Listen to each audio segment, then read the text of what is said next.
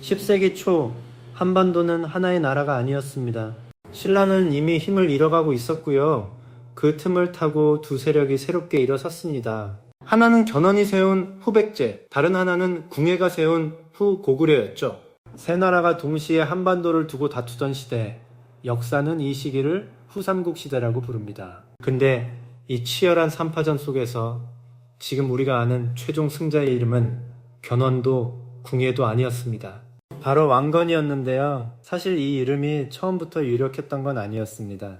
궁예는 스스로를 미륵불이라 칭하며 강력한 종교적 카리스마로 세력을 키운 인물이었고요.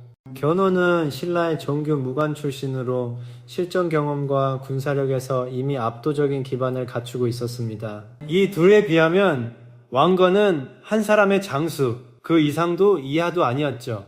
궁예 밑에서 여러 전투를 치르며 공을 세우긴 했지만 어디까지나 부하의 위치였습니다. 그렇다면 여기서 궁금해지죠.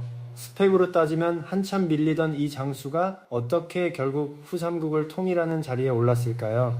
답을 먼저 말하자면 왕건에게는 다른 두 사람에게 없던 무기가 있었습니다. 바로 송악, 지금의 개성 지역을 기반으로 한 강력한 호족 가문 출신이라는 점이었는데요. 이 지역은 예로부터 해상 무역으로 부를 쌓은 곳이었고 왕건 집안은 그 중심에 있었습니다. 궁예가 세력을 확장하는 과정에서 왕건은 자연스럽게 핵심 참모이자 장수로 자리를 잡았죠. 문제는 궁예였습니다. 시간이 지날수록 궁예는 점점 폭정으로 기울었고 신하들을 의심하며 잔혹하게 처단하는 일이 잦아졌는데요. 민심은 물론 곁을 지키던 장수들의 마음도 하나둘 궁예를 떠나기 시작했습니다. 928년 결국 신순겸과 홍유, 배현겸, 복지겸 같은 장수들이 움직였습니다. 이들은 더 이상 궁예를 따를 수 없다고 판단하고 왕건을 새로운 왕으로 추대하기로 결정했죠. 왕건 스스로도 처음엔 망설였다고 전해집니다. 하지만 장수들의 뜻이 워낙 확고했고 결국 왕건은 궁예를 몰아내고 새 나라 고려를 세우게 됩니다. 여기서 주목할 점이 하나 있는데요. 왕건은 처음부터 압도적인 무력으로 왕이 된 게 아니었습니다. 호족들의 지지 그리고 민심을 등에 업고 추대된 왕이었다는 사실이죠. 이 출발점은 앞으로 왕건이 후삼국을 통일해가는 방식에도 그대로 이어집니다. 무력만으로 밀어붙이기보다 사람의 마음을 얻는 쪽을 택하는 방식이었는데요. 하지만 나라를 세웠다고 모든 게 끝난 건 아니었습니다. 남쪽에는 여전히 견훤의 후백제가 강력하게 버티고 있었고요. 신라 역시 명맥은 유지한 채 세 나라의 균형은 계속 팽팽하게 이어지고 있었습니다. 그리고 9.18년 이후 채 10년도 지나지 않아 왕건은 인생에서 가장 처참한 패배를 맞이하게 됩니다. 그 무대가 바로 지금의 대구 지역에서 벌어진 전투였습니다. 9.27년 후백제의 견훤은 신라를 향해 대대적인 공격을 감행합니다. 수도 금성, 지금의 경주까지 밀고 들어간 견훤의 군대는 신라 왕실을 완전히 뒤흔들어 놓았죠. 당시 신라의 왕이었던 경혜왕은 이 급습을 피하지 못했고 결국 목숨을 잃고 마는데요. 견훤은 그 자리에 새로운 왕 경순왕을 세우며 신라에 대한 영향력을 노골적으로 과시했습니다. 이 소식은 곧바로 고려에도 전해졌습니다. 왕건 입장에서는 신라가 무너지는 걸 지켜만 볼 수 없었죠. 명목상으로는 신라를 돕는다는 명분이었지만 실제로는 후백제의 세력 확장을 막아야 한다는 절박함이 더 컸습니다. 왕건은 직접 군대를 이끌고 남쪽으로 향합니다.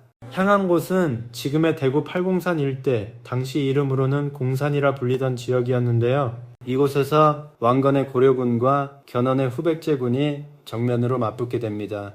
문제는 전투가 벌어지기 전부터 이미 시작되고 있었습니다.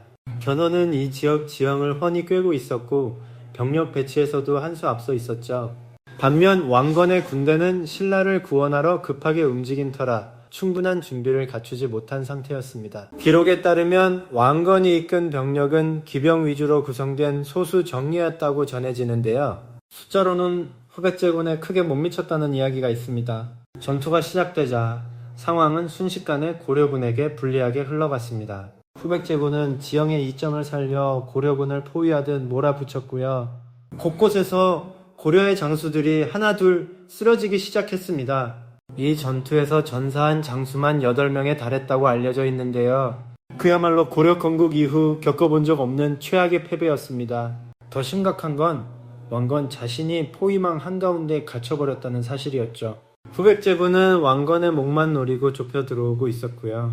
이대로라면 고려의 왕이 전장에서 목숨을 잃는 나라의 존립 자체가 흔들릴 상황이었습니다. 이 절체절명의 순간 곁을 지키던 장수 신순겸이 결단을 내립니다. 그는 자신이 입고 있던 옷을 벗고 왕건의 갑옷과 투구를 대신 걸쳤는데요. 그리고 왕건이 타던 백마에 올라 스스로 왕건 행세를 하기 시작했습니다. 후백제군의 시선을 완전히 자신에게 돌리려는 계획이었죠. 신순겸이 왕건처럼 꾸민 채 적진 한복판으로 말을 몰아가는 동안 진짜 왕건은 반대편으로 몸을 피할 틈을 얻게 됩니다. 후백제군은 백마 위에 신순겸을 왕건으로 착각하고 총공세를 퍼부었고요. 그 결과는 굳이 말하지 않아도 짐작이 가실 겁니다. 신순겸은 그 자리에서 목숨을 잃고 맙니다. 후백제군이 왕건인 줄 알고 집중 공격을 퍼부은 상대는 사실 왕건을 대신해 죽음을 자처한 부하 장수였던 거죠. 그가 시간을 벌어준 덕분에 진짜 왕건은 혼란을 틈타 포위망을 빠져나갈 수 있었습니다. 전해지는 이야기로는 왕건이 겨우 몸을 피해 인근 바위 뒤에 몸을 숨겼다고 하는데요. 이 지역에는 지금도 그날의 흔적이라 전해지는 지명들이 남아 있습니다. 훗날 이 일화는 고려 왕실에서도 오래도록 회자됐습니다. 태조가 된 왕건은 신순겸의 죽음을 그저 흘려보내지 않았죠. 그의 시신을 수습할 때 얼굴 부분이 심하게 훼손되어 있었다고 전해지는데요. 왕건은 순금으로 신순겸의 두상을 따로 만들어 시신과 함께 예를 갖춰 장사 지내도록 했습니다. 그리고 그에게 장절이라는 시호를 내렸는데요. 이는 나라를 위해 절개를 지키다 죽은 신하에게 내리는 최고 수준의 예우였습니다. 공산 전투는 숫자로만 보면 명백한 참패였습니다. 8명의 장수를 한꺼번에 잃었고 병력 손실도 상당했다고 전해지죠. 하지만 이 전투가 남긴 건 단순한 패배의 기록만이 아니었습니다. 왕건이 위기의 순간 부하들에게 어떤 신뢰를 받고 있었는지, 그리고 그 신뢰에 어떻게 보답하는 인물인지를 세상에 각인시킨 사건이기도 했거든요. 이 지역은 훗날 공산이 아니라 다른 이름으로 불리게 됩니다. 왕건이 겨우 목숨을 건졌다는 의미를 담아 훗날 팔공산이라는 이름으로 자리 잡았다는 이야기가 전해지는데요. 패배의 땅이 왕건의 극적인 생존을 기억하는 땅으로 바뀐 셈이었습니다. 문제는 전투에서 패배한 대가가 그것으로 끝나지 않았다는 점입니다. 공산 전투 이후 몇 년간 후삼국의 주도권은 완전히 견훤 쪽으로 넘어가게 됩니다. 고려는 상당 기간 수세에 몰린 채 방어에 급급한 처지가 됐고요. 주변 호족들 사이에서도 술렁임이 일었습니다. 과연 왕건이 견훤을 이길 수 있는 인물인가 하는 의문이 다시 고개를 들기 시작한 거죠. 실제로 이 시기에 왕건에게 등을 돌리고 후백제 쪽으로 붙는 호족들도 생겨났습니다. 한 번의 대패가 세력 균형 전체를 뒤흔들어 놓은 셈이었습니다. 여기서 왕건이 택한 방식이 흥미로운데요. 무리하게 반격에 나서 단숨에 명예를 회복하려 하지 않았습니다. 대신 시간을 두고 내실을 다지는 쪽을 선택했죠. 호족들과의 혼인관계를 늘려나가고 각 지역 세력가들을 직접 예우하며 신뢰를 다시 쌓아가는 방식이었는데요. 전쟁에서 진 왕이 아니라 위기 속에서도 신의를 지키는 왕이라는 이미지를 오히려 더 단단하게 만들어 간 겁니다. 바로 이 인내의 시간이 몇 년 뒤 전세를 완전히 뒤집는 전환점으로 이어지게 됩니다. 공산 전투 이후 왕건이 택한 인내의 시간, 그 방식 중 가장 눈에 띄는 건 혼인 정책이었습니다. 왕건은 각 지역의 유력한 호족 가문과 잇따라 혼인 관계를 맺어 나갔는데요. 기록에 따르면 왕건의 부인만 20명이 넘었다고 전해지죠. 이걸 단순히 개인적인 애정관계로 보면 곤란합니다. 당시 호족들에게 왕실과의 혼인은 곧 정치적 동맹을 의미했거든요. 지방 곳곳의 실력자들이 왕건과 사돈관계를 맺으면서 자연스럽게 고려라는 나라 안으로 편입되기 시작한 겁니다. 동시에 왕건은 지방 호족들에게 관직과 예우를 아낌없이 내렸습니다. 힘으로 굴복시키는 대신 스스로 고려의 편에 서고 싶게 만드는 방식이었죠. 이 전략이 서서히 효과를 보이기 시작한 시점이 930년 고창 전투였습니다. 지금의 안동 지역에서 벌어진 이 전투에서 고려군은 마침내 후백제군을 상대로 승리를 거두는데요. 공산 전투 이후 처음으로 맛본 확실한 승리였습니다. 이 승리가 중요한 이유는 단순히 전투 하나를 이겼다는 데 있지 않았습니다. 고창 지역 호족들이 왕건 편에 서서 함께 싸웠다는 사실 자체가 그동안 쌓아온 신뢰 전략이 통했다는 증거였거든요. 전투 이후 안동을 비롯한 인근 지역 호족들이 대거 고려에 귀부하기 시작합니다. 한번 흐름이 바뀌자 이후의 물결은 점점 더 커져갔습니다. 경상도 일대 여러 호족들이 잇따라 고려 쪽으로 돌아섰고요. 후백제 입장에서는 지지 기반이 조금씩 무너지기 시작한 셈이었습니다. 한편 이 시기 신라의 상황도 심상치 않게 흘러가고 있었습니다. 경순왕이 다스리던 신라는 이미 실질적인 국가 기능을 거의 상실한 상태였는데요. 영토는 줄어들 대로 줄어들었고 조정의 힘도 유명무실해진 지 오래였습니다. 경순왕은 결국 중대한 결단을 내리게 됩니다. 더 이상 나라를 지탱할 수 없다고 판단한 그는 스스로 고려에 항복하는 길을 택하는데요. 935년, 1000년 가까이 이어진 신라가 스스로 문을 닫고 고려에 흡수되는 순간이었습니다. 왕건은 항복해온 경순왕을 함부로 대하지 않았습니다. 오히려 극진히 예우하며 왕실 일족으로 대우했고 경순왕의 딸을 자신의 며느리로 맞아들이기까지 했죠. 이 장면 역시 왕건 특유의 방식이 그대로 드러난 대목입니다. 정복이 아니라 포용, 굴복이 아니라 통합이라는 메시지를 다시 한번 세상에 각인시킨 거였는데요. 신라의 흡수로 후삼국의 균형추는 완전히 고려 쪽으로 기울게 됩니다. 이제 남은 건 단 하나, 견훤의 후백제뿐이었습니다. 근데 바로 이 시점에서 아무도 예상하지 못한 반전이 후백제 내부에서 터지고 맙니다. 견훤에게는 아들이 여럿 있었습니다. 그 중에서도 넷째 아들인 금강을 유독 아꼈다고 전해지는데요. 후계자로 점찍고 있었다는 이야기가 널리 퍼져 있었습니다. 문제는 첫째 아들 신검을 비롯한 다른 형제들의 입장이었죠. 장남인 자신을 제쳐두고 동생에게 왕위를 넘기려 한다는 사실에 신검은 강한 반발심을 품게 됩니다. 굿삭 15년, 결국 신검이 먼저 움직입니다. 그는 동생 금강을 제거하고 아버지 견훤을 강제로 유폐시켜 버리는데요. 한 나라를 세운 왕이 다른 누구도 아닌 자기 친아들에게 왕위를 빼앗기는 초유의 사태가 벌어진 겁니다. 견훤이 갇힌 곳은 지금의 김제 지역에 있던 금산사라는 절이었습니다. 한때 후백제 전역을 호령하던 군주가 하루아침에 감시받는 신세로 전락해버린 거죠. 그런데 견훤은 이대로 무너지지 않았습니다. 몇 달 뒤 그는 감시를 피해 금산사를 탈출하는데 성공하는데요. 그리고 향한 곳은 놀랍게도 적국이었던 고려였습니다. 평생을 맞서 싸운 왕건에게 이제는 몸을 의탁하러 찾아간 셈이었죠. 이 소식을 들은 왕건의 반응이 흥미롭습니다. 원수와도 같았던 견훤을 내치기는커녕 오히려 극진히 예우하며 받아들였는데요. 상보라는 칭호를 내리고 최고의 예우를 갖춰 그를 대우했습니다. 여기서도 왕건 특유의 정치적 감각이 드러납니다. 견훤을 홀대했다면 후백제 유민들의 반감을 살 수도 있었지만 반대로 극진히 대우함으로써 후백제 내부의 민심마저 서서히 자기 편으로 끌어오려 한 거였죠. 동시에 신검이 아버지를 몰아냈다는 사실 자체가 후백제 내부의 명분을 크게 흔들어 놓았습니다. 아무리 전쟁의 시대라도 자식이 아비를 가두는 일은 당시 사람들에게 결코 가볍게 받아들여지지 않았거든요. 후백제 조정 안에서도 신검의 정통성을 의심하는 목소리가 점점 커져갔습니다. 밖으로는 고려의 압박이 거세지고 안으로는 왕위의 정당성마저 흔들리는 상황이었죠. 견훤 입장에서도 이 상황을 그냥 지켜만 볼 수 없었습니다. 자신을 몰아낸 아들에게 복수하겠다는 마음이 있었을 테고요. 동시에 자신이 평생 세운 나라가 아들의 손에서 무너지는 모습도 지켜봐야 했으니 그 심경이 결코 단순하지만은 않았을 겁니다. 이제 판은 완전히 새롭게 짜였습니다. 고려의 왕건, 그리고 아버지를 배신한 후백제의 신검, 두 세력의 마지막 결전이 눈앞으로 다가오고 있었습니다. 930년 왕건은 마침내 최후의 결전을 준비합니다. 이번에는 공산 전투 때와는 완전히 달랐습니다. 당시 소수 정예로 급히 움직였던 것과 달리 이번에는 고려의 모든 역량을 총동원한 대규모 병력이었는데요. 기록에 따르면 병력 규모가 수만에 달했다고 전해집니다. 여기에 견훤까지 직접 종군하며 힘을 보탰습니다. 한때 후백제의 왕이었던 인물이 이제는 고려군의 일원으로 자신이 세운 나라를 공격하러 나선 거였죠. 이보다 더 상징적인 장면도 찾기 힘들 정도였습니다. 고려군이 향한 곳은 1, 2천이라는 지역이었습니다. 정확한 위치는 지금도 학계에서 여러 견해가 엇갈리지만 대체로 지금의 경상북도 구미 인근으로 추정되는데요. 이곳에서 고려군과 신검이 이끄는 후백제군이 마지막으로 격돌하게 됩니다.